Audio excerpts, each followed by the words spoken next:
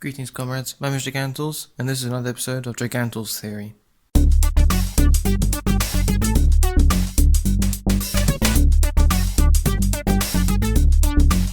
So this episode, as you may have seen from the title, is about the Omen paradox. Well, it's about the Omen, but I found a paradox in it. You see, one of the I watched it a little while back. It was, well, for those of you who don't want any spoilers, or whatever. The parts of it are rather gruesome and violent and stuff. So if you're a bit sensitive, I'd recommend that you don't watch it.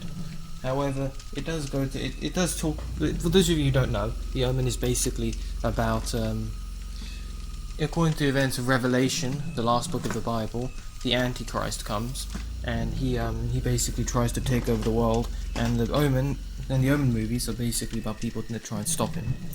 And so while I was watching the film, I noticed that there was a paradox in it. According to the logic of the Omen, when the final days occur in the Bible, and I've got a copy here just to basically speak about it, what happens is that when after all the society turns against God and all the bad things start happening and Christians are being persecuted and everything, basically there's a bunch of dark stuff happens. However, people believe that in the book of Revelation, that one of the beasts they talk about in it that emerge from the ocean is in fact the Antichrist. And so according to, and you actually see this in the Omen 2 when they speak of it, basically the following description of the beast that is meant to be the Antichrist comes along with, no, let me find it. Okay. So there are two beasts. The first beast was meant to be the world that Satan is trying to create. And I saw a beast rising out of the sea, with 10 horns and 7 heads, with 10 diadems on its horns and blasphemous names on its heads. And the beast that I saw was like a leopard, its feet were like a bear's, and his mouth was like a lion's mouth. And to it the dragon gave his power and throne and great authority. One of its heads seemed to have a mortal wound, but its mortal wound was healed, and the whole earth marveled as they followed the beast. And they worshipped the dragon, for he had given his authority to the beast. And they worshipped the beast, saying, "Who is like the beast, and who can fight against it?" And the beast was given a mouth, utterly haughty and blasphemous words. Uttering haughty and blasphemous words, and it was open to exercise authority for 42 months. It opened its mouth to utter blasphemies against God, blaspheming his name and his dwelling, that is, those who dwell in heaven. Also, it was allowed to make war on the saints and to conquer them, and authority was given to it over every tribe and people, and its language and nation, and all who dwell on earth will worship it, everyone whose name has not been written before the foundation of the world in the book of life of the Lamb who was slain. If anyone has an ear, let him hear. If anyone is to be taken captive, to captivity he goes.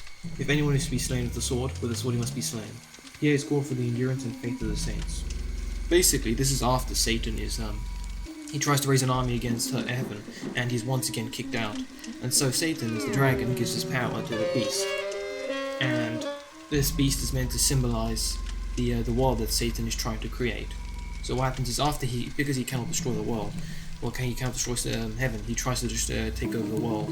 And so he basically he conquers the world in a sense, so all the world nations follow him and stuff. And though that sounds a bit hard to believe, just compare the nations nowadays laws with laws from, let's say, 1,000 years ago, where more people actually believed in this. Now, the second beast, which is meant to be the Antichrist, goes along the lines of, "And then I saw another beast rising out of the earth. It has 2 horns like a lamb, and it spoke like a dragon. It exercises all the authority of the first beast in its presence. It makes the earth and its inhabitants worship the first beast, whose mortal wound was healed. It performs great signs, even making fire come down from the heaven to earth in front of the people. And by the signs that it is allowed to work in the presence of the beast, it deceives those who dwell on earth, telling them to make an image for the beast that was wounded by the sword and yet lived. And it was allowed to give breath to the image of the beast, so that the image of the beast might even speak and might cause those who would not worship the image of the beast to be slain. And it causes all, both small and great, both rich and poor, both free and slave, to be marked on the right hand or the forehead. Sorry, not on. To be marked in the right hand or the forehead, so that no one can buy or sell unless he has that mark. He has the mark, that is, the name of the beast or the number of its name. This calls for wisdom. Let the one who has understanding calculate the number of the beast, for it is the number of a man, and his number is 666. Now, for those of you who didn't watch my Spooky Jumpscare Mansion video, the number 666 is seen as the number of the beast, because it is, well, basically it has 3 sixes which represent each a different aspect of something. Now, the number 777 is seen as a holy number because it's seen as because 7, back in those days there were 7 objects in the sky, and 7 was seen as like a special number, and so the number 777 is meant to be holy. So it represents completeness of the body, completeness of the soul, and 7 is completeness of the number, I guess. But yeah, so 3 aspects: Father, Son, Holy Spirit. So 777 is a holy number. It represents completeness. 666 represents an unholy number because it's not perfect, it's incomplete, and so basically the number 666 is meant to represent the unholy Trinity: the Father, Satan, the Antichrist, and the false prophet. The false prophet is the opposite of the Holy Spirit, the thing that tells us that leads us away from God, follow false religions, all that stuff, blah blah blah. But what's interesting here is that in the Omen, when they say in the Omen the mark of the beast, well, what happens is that the boy, and no offense to anyone called Damien, but I can't trust. It's going to take a while for me to get to trust people with the name Damien now. Damien has the mark of the beast on his scalp, and it's basically it's a weird type of birthmark. Basically, it shows the numbers 666 on it in like a small circle, like in a shape. And what happens is that here's the paradox. You see, what happens is people try and kill Damien before he can become the beast, but that's not what it says in the Bible, according to the Book of Revelation. And what happens in the movie? What happens is the reign of the beast is meant to last across the earth for 1,260 days, or 3.5 years. And the reason why this is done is to basically show the reason why this happens is God shows humanity why you shouldn't trust Satan, and that his world is going to be horrible and stuff. Because during this time there's going to be a lot of persecutions of Christians and those of faith, and they'll be forced to work, and they'll go into hiding or be taken to a special location to where they'll be protected, or they'll be killed. So it's going to be very bad times. Here's the thing: this is the paradox here. You see, in the movies, The Omen, what they try and do is that they want to kill Damien before he can become the true Antichrist, before he can take over the world. And if Damien is the Antichrist, then that means that it doesn't matter what anyone does. If anyone tries to kill him before he rules the earth for 1,260 days, then that means he isn't there. It means that he isn't the Antichrist, because the Book of Revelation is a fact. It's a prophecy, and it is pure fact, which means that it cannot be changed. It doesn't matter what you do between now or then, everything will eventually lead up to it. So if Damien is killed before he could rule the earth, and that would mean that he wasn't the Antichrist. He was just an innocent child with a birthmark. But if he survives to adulthood and rules the earth, then it would mean that he is the Antichrist, because he has fulfilled his role in the prophecy. So the people who try and kill him before he could rule, they're actually in the wrong there, because there is nothing you can do to actually stop him. In fact, if they had just sat back and let him rule the earth, it would eventually get to the point that, the prophecy has been fulfilled, and after those 1,260 days, Jesus will appear in the sky along with his army of angels, and then they'll throw the false prophet and the beast, the false prophet and the second beast into the lake of fire, and then imprison Satan in the pit of fire. But before all that can happen, the Antichrist needs to rule the earth. So if those people did successfully kill Damien, then that would mean that there was an innocent child they killed, and the Antichrist would be coming, either in their lifetime or not, and they'll be powerless to stop him. But if they weren't able to kill him, then that would mean that he truly is the Antichrist. Yeah, so in the Omen, what happens is the people that try and kill Damien, they travel to Israel, where Carl Bugenhagen is, and he's an archaeologist, and he's like a religious archaeologist. He's professional, and he understands what the Antichrist is and stuff. And so what happens is Bugenhagen gives them 7 special daggers from Megiddo Valley, which is the valley where Armageddon, the final battle, will take place, which will be used to kill the child.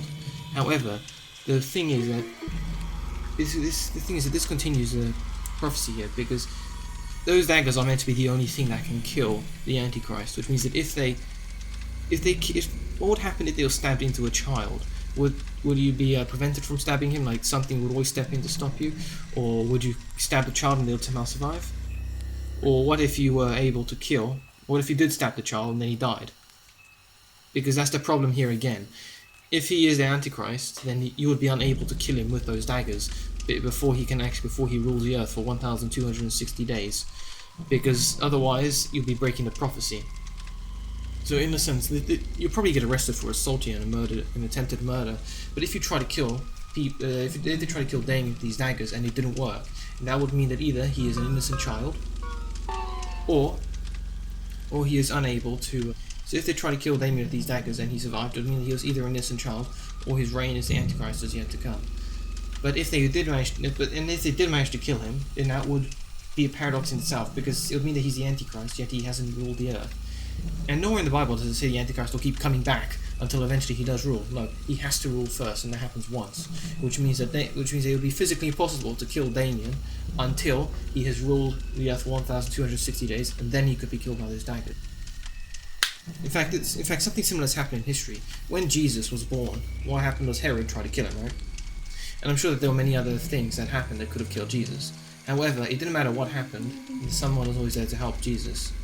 Remember, when Herod ordered the murder of all infants under the year of age, or 2 years, what happened was an angel came to Joseph and told them to get out of Bethlehem into Egypt, where they would be safe. Because basically, you had the armies, you had God and all the angels watching over Jesus to ensure that he survived all the way up to when he was crucified for us, so that he could bridge the gap between man and God. Something similar happens in the Omen, in which whenever something bad almost happens to Damien, it almost seems like these devil dogs turn up and attack anyone who tries to harm Damien. And that's because, in a similar sense, Satan is trying to do something similar with the Antichrist. He's basically trying to keep his role in his own prophecy, which is to prepare the earth for Satan's arrival, and to basically turn people away from God. Now, it would also mean that it would again. This all proves to the point that the revelation is a prophecy that has to be fulfilled no matter what happens, and there is nothing you could do to stop it otherwise. So the paradox here is that although if Damien is this Antichrist, although those daggers of Megiddo would be able to kill him, they would be unable to kill him until he had ruled the earth for his 3.5 year reign. So which means that those things would basically be harmless until that point in time, although you would probably be arrested for assault here. So to sum this all up, if you didn't take the daggers into consideration, there is nothing you could do to harm Damien. Otherwise, he'll be an innocent child, not the Antichrist. Yet, if you do take the daggers into consideration, even the daggers that are meant to kill the Antichrist would be useless against him until he had ruled for 3.5 years. It's a massive paradox here, in a sense. It's just, what? The people that try and kill Damien, again, it's their intent was noble, but they probably hadn't thought it through very well.